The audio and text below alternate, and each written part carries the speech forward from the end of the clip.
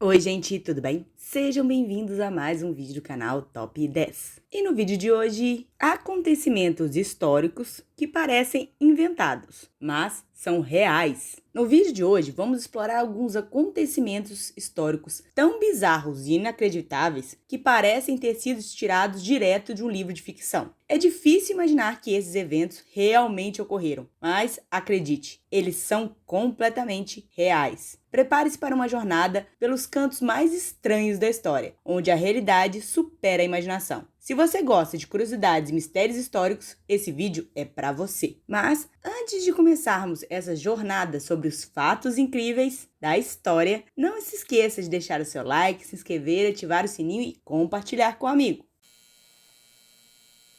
A estação meteorológica nazista no Canadá. Em 1943, os alemães decidiram montar uma estação meteorológica no norte de Labrador, no Canadá, quando o país ainda fazia parte do domínio britânico. Inclusive, a essa altura, ajudou a afundar diversos navios de guerra inimigo dos nazistas e navio de abastecimento no Oceano Atlântico Norte. A construção da estação, no entanto, não é o problema. Enquanto várias dessas estações meteorológicas foram destruídas após a Segunda Guerra Mundial, a de Labrador permaneceu desconhecida até 1977. Por ser um local pouco povoado, ninguém se preocupou em derrubá-la e ninguém nem sequer descobriu que pertencia aos nazistas até 1981.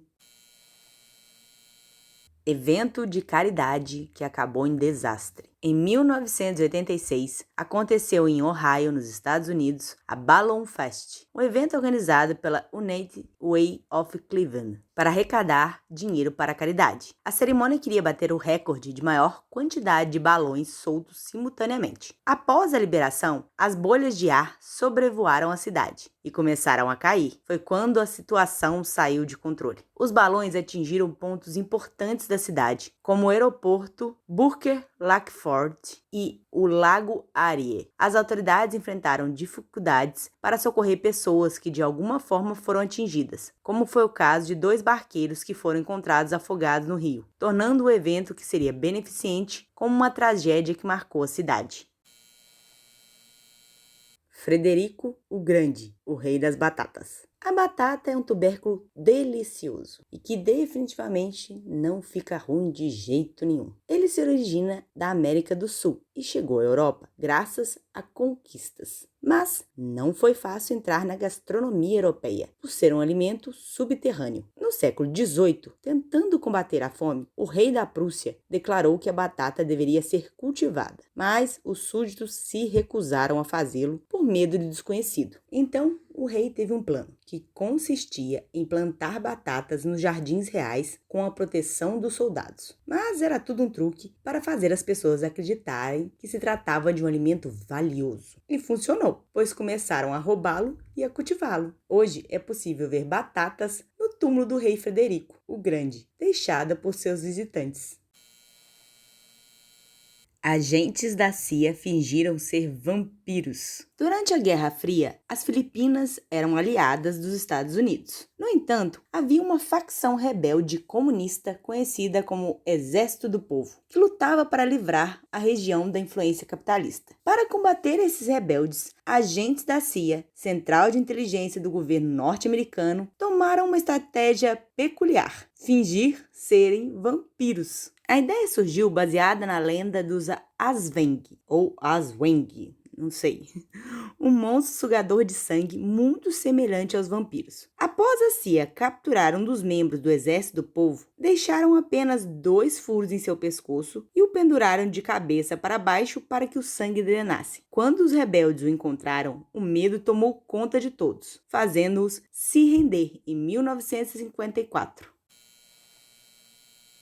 Um agente duplo que foi condecorado pelos aliados e pelo eixo. O espião espanhol Juan Pujol Garcia trabalhou como agente duplo para os britânicos e para os nazistas durante a Segunda Guerra Mundial. Após ser negado pela tropa aliada como espião, seguiu com seu plano e passou a fornecer informações falsas para o exército alemão. Vendo as habilidades de Garcia, ele logo foi recrutado como agente oficial para os aliados. Seu trabalho consistia em dar informações verdadeiras, porém pouco valiosas para os soldados da SS, juntamente com dados falsos. Ele ganhou a confiança dos nazistas ao ponto de receber um salário para despesas pessoais. Ao final do conflito, foi condecorado com a maior honra pela prestação de serviço pelos dois lados. Pelos nazistas, ele recebeu a Cruz de Cavaleiro da Cruz de Ferro, e do outro lado, ele recebeu a Excelentíssima Ordem do Império Britânico. Bem, se você chegou até aqui e conhece a história deste canal, sabe que eu não vou te pedir nada absurdo, mas talvez um pouco chato, porque eu sei que é chato ficar pedindo toda hora. Mas eu não posso fazer nada, são exigências do patrão, o YouTube. Quer dizer, patrão ainda não, porque ele não me paga nada. Talvez eu seja estagiária, pois é. Enfim, você já sabe, né? Deixe seu like, se inscreva, ative o sininho e compartilhe com o amigo. Destino cruel. Desde 1850, mais de 5.000 pessoas morreram caindo das cataratas do Niágara, que se encontra entre o Canadá e os Estados Unidos, por intenção ou por puro azar. Logo quando o artista circense Bob Lish sobreviveu após se aventurar nas águas do local, muitas pessoas foram pegas de surpresa. Bob desceu as cataratas em 1911, dentro de um barril. Se você tiver mais ou menos a minha idade, tenho certeza que você lembrou daquela cena clássica do desenho do Pica-Pau. Quando ele emergiu da queda, ele estava sangrando e machucado, mas ficou perfeitamente bem. Ironicamente, ele acabou morrendo anos depois por ter escorregado em uma casca de... Não foi de banana, foi de laranja, e machucado uma de suas pernas. Um membro do corpo infeccionou e precisou ser amputado, mas a infecção continuou corroendo sua vida. Apesar das situações lembrarem desenhos da nossa época, o final não foi muito feliz, infelizmente.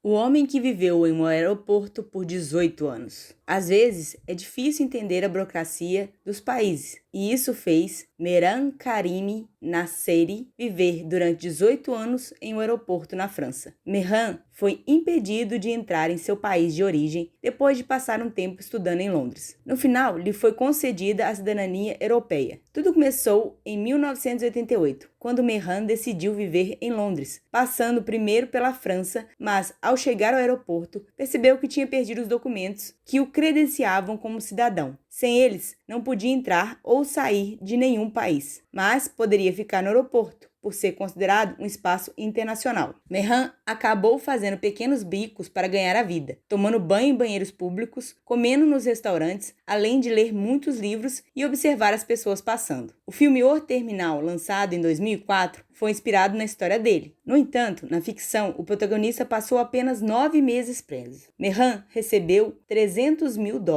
cerca de 1,5 milhão, por seus direitos em 2005, quando ainda vivia no aeroporto. Aparentemente, usou o dinheiro para conseguir sair dali, em 2006. Um menino criado por macacos. John Sonsebuya nasceu em Uganda na década de 1980 e aos 3 anos chegou sozinho à selva, aparentemente fugindo de sua família. Lá, foi acolhido por uma colônia de macacos verdes, que lhe ofereceram alimento e o ensinaram a subir nas árvores. Em 1991, foi encontrado por humanos. O cabelo cobria todo o rosto e corpo, seus joelhos estavam brancos e suas unhas enroladas e o seu comportamento se assemelhava ao de um macaco. Quando foram resgatá-lo, os macacos tentaram impedir isso, e até John resistiu. Tempos depois, um grupo de antropólogos o reuniu com uma colônia de macacos verdes para ver sua reação, e descobriram que ele era capaz de se comunicar com eles. Os macacos, por sua vez, tratavam-no como se ele fosse da matilha. John é provavelmente o ser humano mais próximo do Tarzan na vida real. Ele foi adotado pelos professores Paul e Molly Vlasova, que escolheram o dia 3 de julho como a data de seu aniversário. John tinha habilidades físicas muito boas, o que lhe ajudou a competir 2 vezes nas Olimpíadas Especiais. Além disso, possuía uma bela voz, participando de uma turnê com o coro de meninos Pérola da África.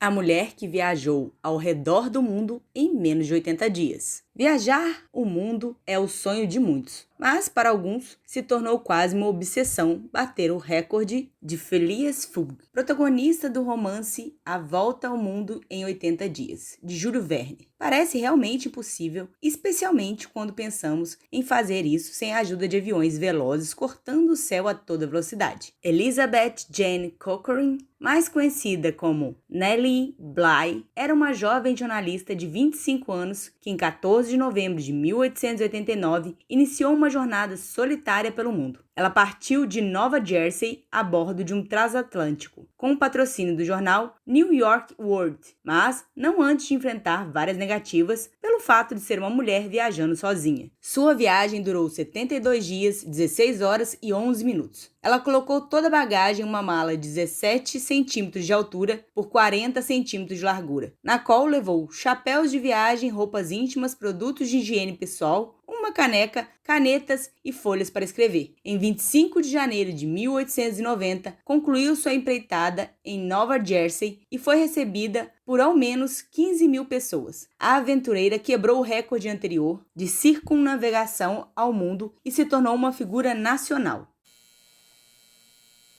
Chuva de animais. Embora pareça surpreendente, a chuva de animais é mais frequente do que imaginamos. A chuva de animais é um fenômeno natural que é considerado comum, que já aconteceu em muitas regiões e cidades ao longo da história. Segundo alguns relatos históricos, em 1568, na cidade norueguesa de Bergen, ocorreu uma chuva de ratos. Já na cidade inglesa de Essex, ocorreu uma chuva de peixes, como salmão, araque e merluza. Esses peixes foram vendidos pelos comerciantes locais. Além disso, na cidade norte-americana de Memphis, em janeiro de 1877, houve uma chuva de inúmeras cobras que mediam entre 30 a 50 centímetros. Em julho de 2006, em Schenectady, uma cidade do estado de Nova York, aconteceu uma chuva de pássaros de frente a um hospital da cidade. O local teve que ser interditado por causa da grande quantidade de animais. Os animais que costumam cair do céu são principalmente os peixes, rãs e às vezes alguns pássaros. Em alguns casos, estes animais conseguem sobreviver à queda, mas em outros morrem congelados e chegam encerrados em blocos de gelos, devido à altitude de onde vêm. Nestes ambientes, a temperatura pode marcar abaixo de 0 graus Celsius. Uma das explicações mais aceitas é a dos ventos violentos dos tornados, que trazem os animais menores de menor peso para a atmosfera, e após o enfraquecimento desses ventos, ou há o carregamento desses animais a um outro ponto da atmosfera, ou os animais caem, ocorrendo assim a chuva dos animais.